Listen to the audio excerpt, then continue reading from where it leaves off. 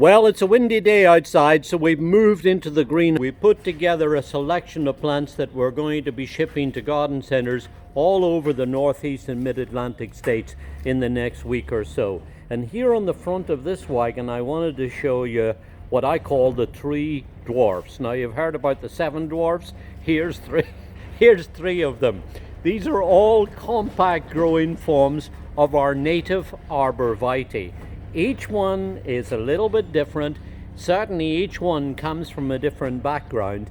And the first one that I have here that I want to show you is this beautiful little compact globe-shaped plant called Thuja Hetz Midget. Now this one grows about 3 foot high, makes a rounded shape, kind of like, I suppose you would say, a beach ball or a basketball.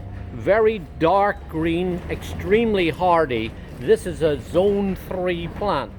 Has this lovely compact habit and would be very good in a rockery, a raised bed. Would be wonderful to put into a container or just to set up, say, alongside a path where you would have a series of all of these beautiful round, compact growing, evergreen little dwarf or slow growing conifers.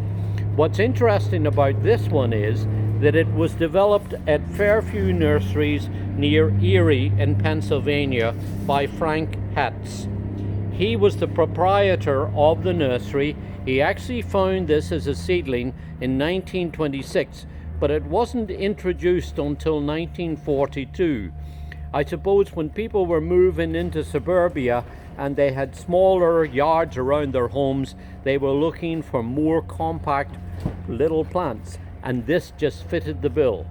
So if you're looking for a really nice, tight, hardy, compact, native plant that will give you all year round interest, can be sheared if you want, and can be grown in containers. I love it growing in containers. Then you might want to take a look at this very nice little compact growing arborvitae called Thuja Hetz Midget.